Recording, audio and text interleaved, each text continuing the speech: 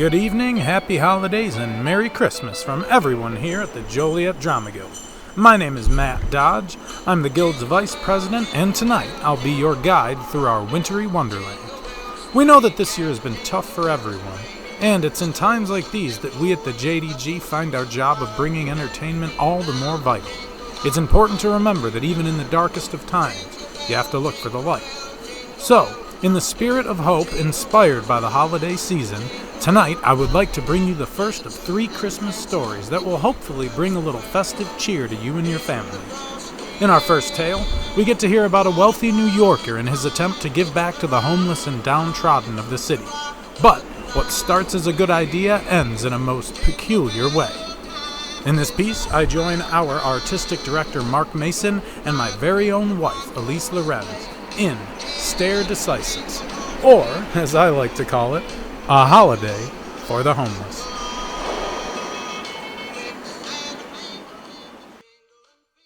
Despite all the snorting against them in works of divinity, it has always been my experience that infidels, or freethinkers as they usually prefer to call themselves, are a generally estimable class of men, with strong overtones of the benevolent and even of the sentimental.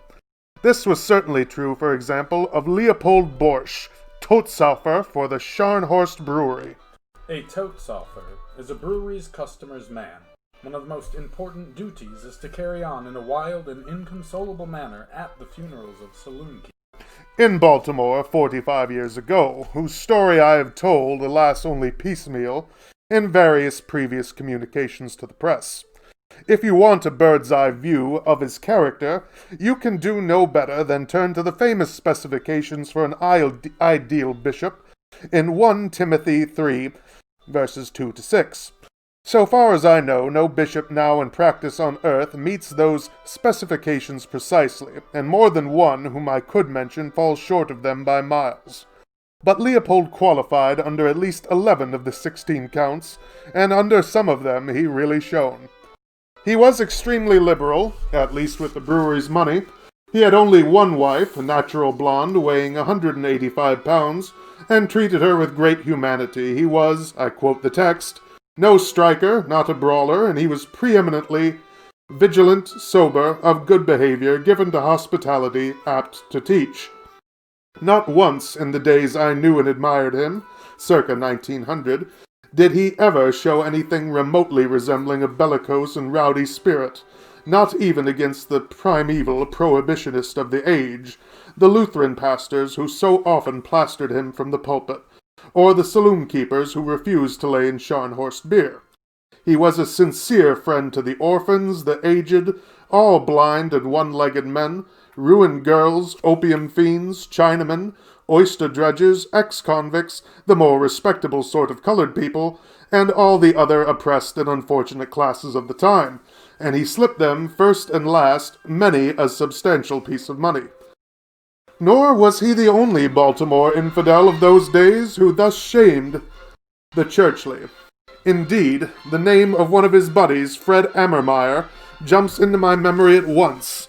Fred and Leopold, I gathered, had serious dogmatic differences, for there are as many variations in doctrine between infidels as between Christians, but the essential benignity of both men kept them on amicable terms, and they often cooperated in good works.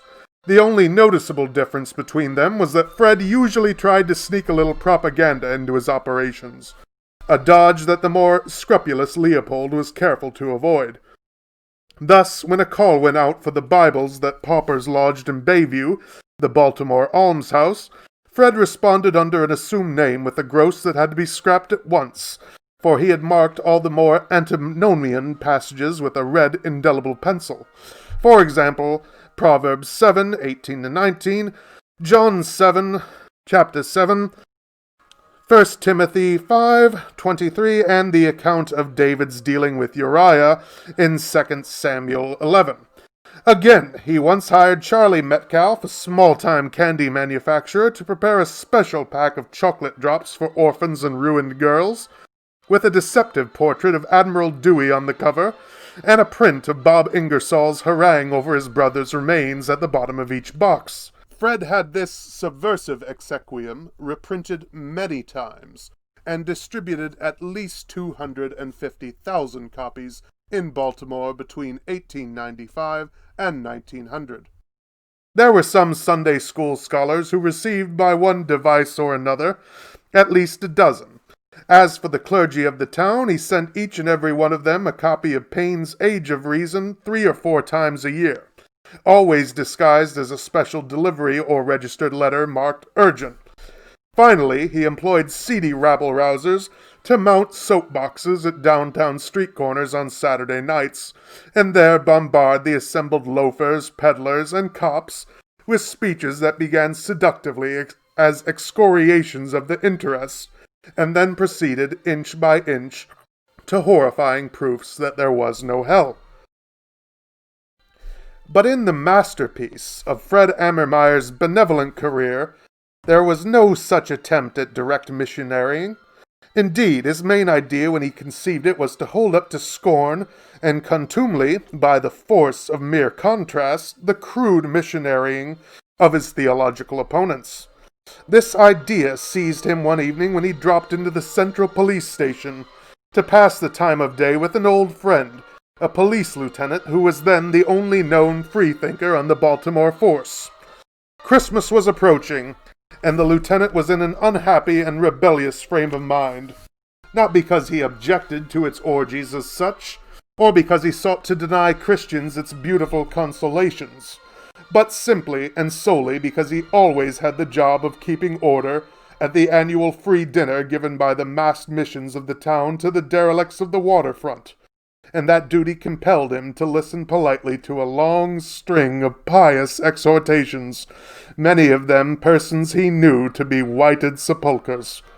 Why in hell do all them goddamn hypocrites keep the poor bums waiting for 2-3 hours while they get off their goddamn wigwam? Here is half-full men who ain't had nothing to speak of to eat for maybe 3-4 days, and yet they have to sit there, smelling the turkey and the coffee while 10-15 Sunday school superintendents and the WCTU sisters sing hymns to them and holler against booze. I tell you, Mr. Ammermeyer, it ain't human. More than once, I have saw a whole row of them bums pass out in faints and had to send them away in the wagon. And then, when the chow is circulated at last, and they begin fighting for the turkey bones, they ain't hardly got the stuff down before the superintendents and sisters begin calling on them to stand up and confess whatever skullduggery they've done in the past, whether they've really done it or not, with cops standing all around. And every man jack of them knows that if they don't lay it on plenty thick there won't be no encore of giblets and stuffing. And 2 times out of 3, there ain't no encore anyhow. For them psalm singers are the stingiest outfit outside of hell, and never give a starving bum enough solid feed to last him until Christmas Monday. And not a damn drop to drink, nothing but coffee, and without milk. I tell you, Mr. Ammermeyer, makes a man's blood boil. Fred's duly boiled, and to immediate effect. By noon the next day he had rented the largest hall on the waterfront and sent word to the newspapers that arrangements for a Christmas party for bums to end all Christmas parties for bums were underway. His plan for it was extremely simple. The first obligation of hospitality, he announced somewhat prissily, was to find out precisely what one's guest wanted, and the second was to give it to them with a free and even reckless hand. As for what his proposed guest wanted, he had no shade of doubt, for he was a man of worldly experience, and he had also, of course, the advice of his friend the lieutenant, a recognized expert in the psychology of the abandoned. First and foremost, they wanted as much malt liquor as they would buy themselves if they had means to buy it. Second, they wanted a dinner that went on in rhythmic waves all day and all night, until the hungriest and hollowest bum was reduced to breathing with not more than 1 cylinder of one lung. Third, they wanted not a mere sufficiency, but a riotous superfluity of the best 5-cent cigars on sale on the Baltimore wharves. Fourth, They wanted continuous entertainment, both theatrical and musical, of a sort in consonance with their natural taste and their station in life. Fifth, and last, they wanted complete freedom from evangelical harassment of whatever sort, before, during, and after the secular ceremonies. On this last point, Fred laid special stress, and every city editor in Baltimore had to hear him expounded in person. I was one of those city editors, and I well recall his great earnestness, amounting almost to moral indignation. It was an unendurable outrage, he argued, to invite a poor man to a free meal, and then make him wait for it while he was battered with criticism of his ways, however well-intended. And it was an even greater outrage to call upon him to stand up in public and confess to all the false steps of what may have been a long and troubled life. Fred was determined, he said, to give a party that would be devoid of all the blemishes of the similar parties staged by the Salvation Army, the Mission Helpers, and other such nefarious outfits. If it cost him his last cent, he would give the bums of Baltimore massive and unforgettable proof that philanthropy was by no means a monopoly of gospel sharks, that its highest development, in truth, was to be found among freethinkers.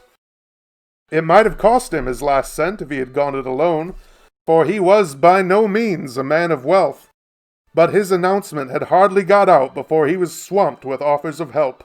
Leopold Borsch pledged 25 barrels of Scharnhorst beer, and nearly every other Tautsaufer in Baltimore rushed up to match him. The Baltimore agents of the Pennsylvania Toofer factories fought for the privilege of contributing the cigars. The poultry dealers of Lexington, Fells Point, and Cross Street markets threw in barrel after barrel of dressed turkeys, some of them in very fair condition. The members of the Boss Bakers Association, not a few of them freethinkers themselves, promised all the bread, none more than 2 days old, that all the bums of the Chesapeake Literal could eat. And the Public Relations Council of the Celery Trust, the Cranberry Trust, the Sauerkraut Trust, and a dozen other such cartels and combinations leaped at the chance to serve. If Fred had to fork up cash for any part of the chow, it must have been for the pepper and salt alone. Even the ketchup was contributed by social-minded members of the Maryland Canners Association, and with it they threw in a dozen cases of dill pickles, chow-chow, mustard, and mincemeat. But the rent of the hall had to be paid, and not only paid, but paid in advance, for the owner thereof was a Methodist deacon, and there were many other expenses of considerable size. For example, for the entertainment, the music, the waiters and bartenders, and the mistletoe and immortelles which decorated the hall, Fred, if he had desired, might have got the free services of whole herds of amateur musicians and elocutionists, but he swept them aside disdainfully, for he was determined to give his guests a strictly professional show. The fact that a burlesque company starved out in the Deep South was currently stranded in Baltimore helped him here, for its members were glad to take an engagement at an inside rate, but the Musicians' Union, as usual, refused to let art or philanthropy shake its principles, and Fred had to pay 6 of its members the then prevailing scale of $4 for their first 8 hours of work, and 50 cents an hour for overtime. He got, of course, some contributions in cash from rich freethinkers, but when the smoke cleared away at last, and he totted up his books, he found that the party had set him back more than $175. Admission to the party was by card only, and the guests were selected with a critical and bilious eye by the police lieutenant. No bum who had ever been known to do any honest work, even such light work as sweeping out a saloon, was on the list. By Fred's express and oft-repeated command, it was made up wholly of men completely lost to human decency, in whose favor nothing whatsoever could be said. The doors opened at 11 a.m. of Christmas Day, and the first canto of the dinner began instantly.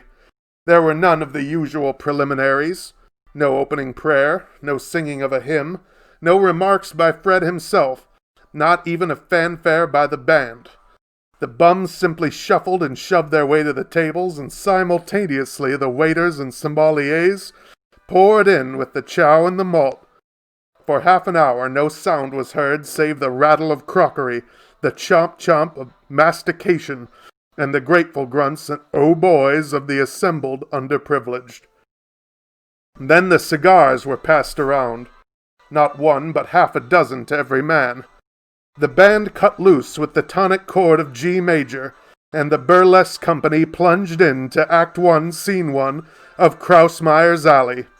There were, in those days, as old-timers will recall, no less than 5 standard versions of this classic, ranging in refinement all the way from one so tony that it might have been put on at the Union Theological Seminary, down to one so rowdy that it was fit for audiences only of policemen, bums, newspaper reporters, and medical students.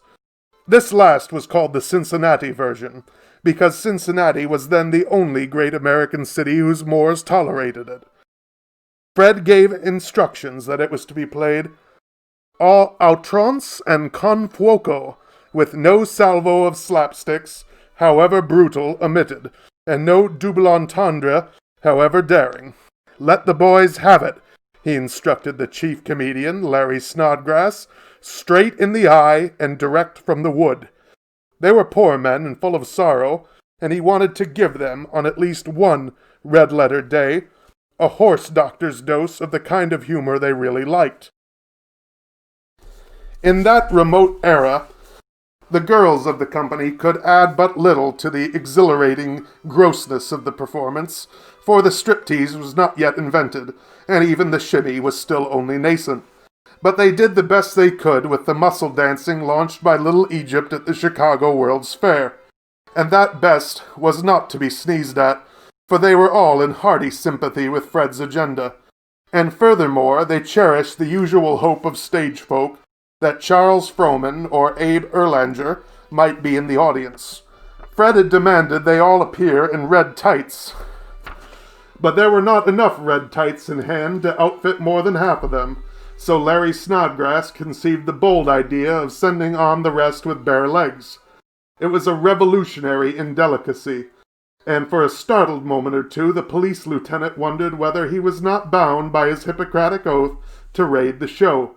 But when he saw the whole audience leap up and break into cheers, his dubieties vanished, and 5 minutes later he was roaring himself when Larry and the other comedians began paddling the girls' cabooses with slapsticks. I have seen many a magnificent performance of Krausmeyer's Alley in my time, including a Byzantine version called Krausmeyer's Dispensary, staged by the students at the Johns Hopkins Medical School, but never have I seen a better one. Larry and his colleagues simply gave their all. Wherever, on ordinary occasions, there would have been a laugh, they invoked a roar. And when there would have been roars, they produced something akin to asphyxia and apoplexy. Even the members of the Musicians' Union were forced more than once to lay down their fiddles and cornets and bust into laughter. In fact, they enjoyed the show so vastly that when the comedians retired for breath and the girls came out to sing Sweet Rosie O'Grady or I've Been Workin' on the Railroad, the accompaniment was full of all the outlaw glissandi and sforzandi that we now associate with jazz. The show continued at high tempo until 2 p.m., when Fred shut it down to give his guests a chance to eat the second canto of their dinner. It was a duplicate of the first in every detail, with second and third helpings of turkey, sauerkraut, mashed potatoes, and celery for everyone who called for them, and a pitcher of beer in front of each guest. The boys ground away at it for an hour, and then lit fresh cigars, and leaned back comfortably for a second part of the show. It was still basically Krausmeyer's Alley, but it was a Krausmeyer's Alley adorned and bedizened with reminiscence of every other burlesque show, curtain raiser, and afterpiece in the repertory.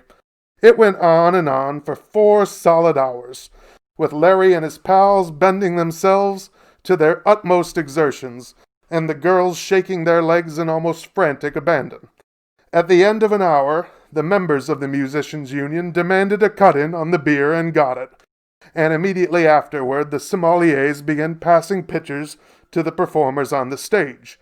Meanwhile, the pitchers on the table of the guests were kept replenished, cigars were passed round at short intervals, and the waiters came in with pretzels, potato chips, celery, radishes, and chip beef to stay the stomachs of those accustomed to the free lunch way of life.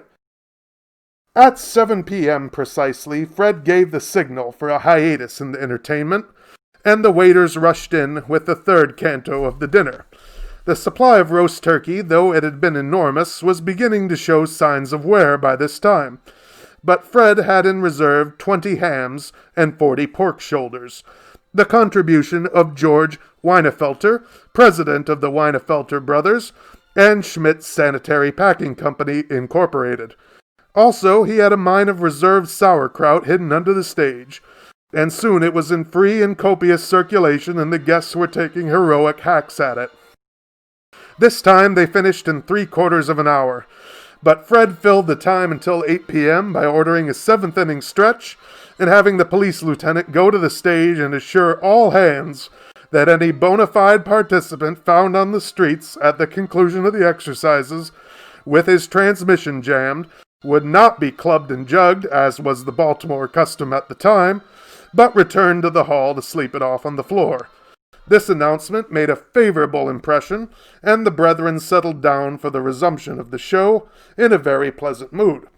Larry and his associates were pretty well fagged out by now, for the sort of acting demanded by the burlesque profession is very fatiguing, but you never have guessed it by watching them work. At 10, the show stopped again, and there began what Fred described as a beer-a-bend, that is, a beer evening. Extra pitchers were put on every table, more cigars were handed about, and the waiters spread a substantial lunch of rye bread, rat-trap cheese, ham, bologna, potato salad, liver pudding, and blutwurst.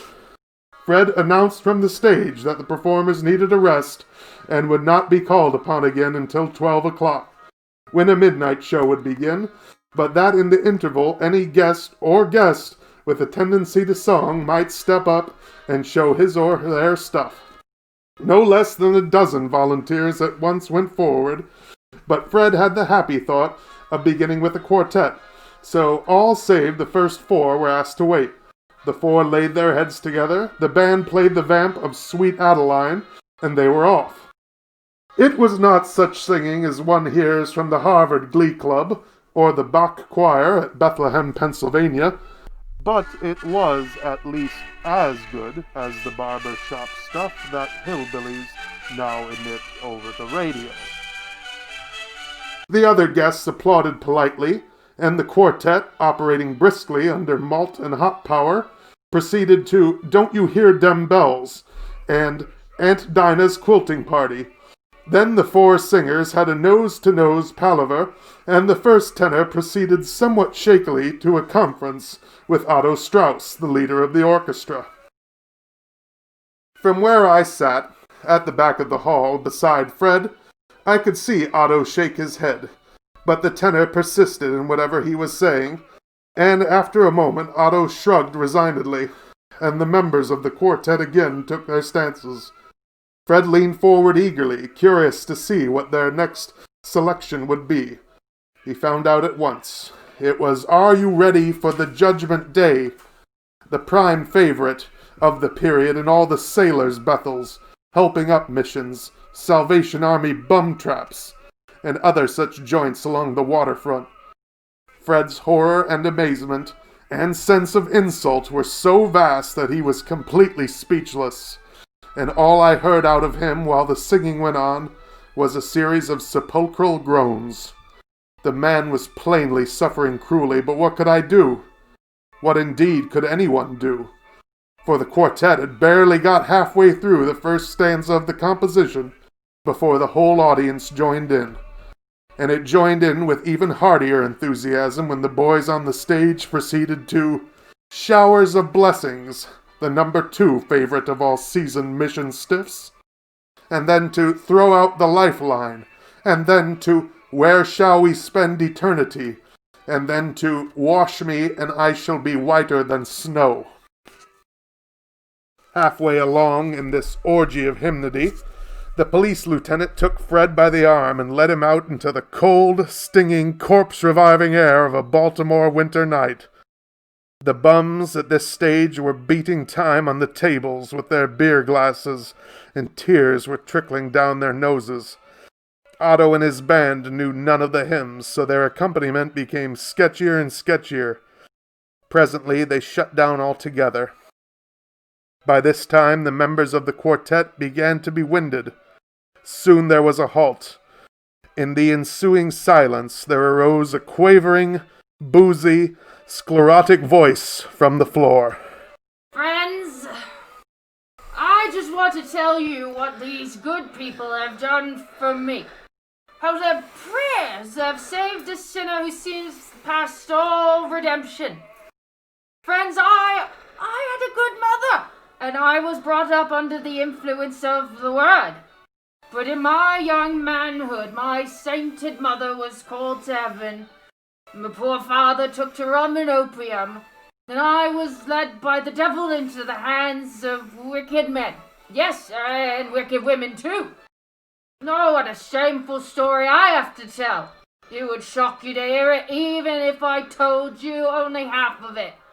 I let myself be. I waited for no more, but slunk into the night.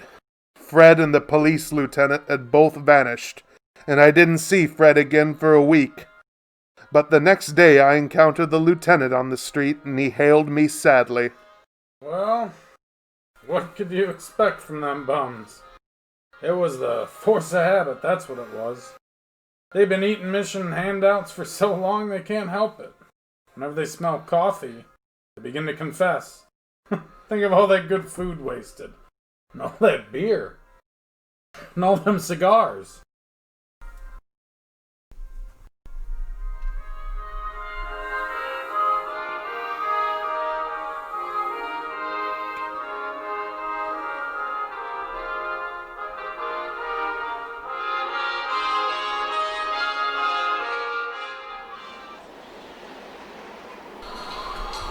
Well, folks, that goes to show you that even with the best intentions at hand, no good deed goes unpunished. With our first story told, we welcome you to join us again on Christmas Eve and Christmas Day with 2 more holiday stories to keep the Christmas spirit alive. Stay safe, ladies and gentlemen, and have a happy and joyous holiday season.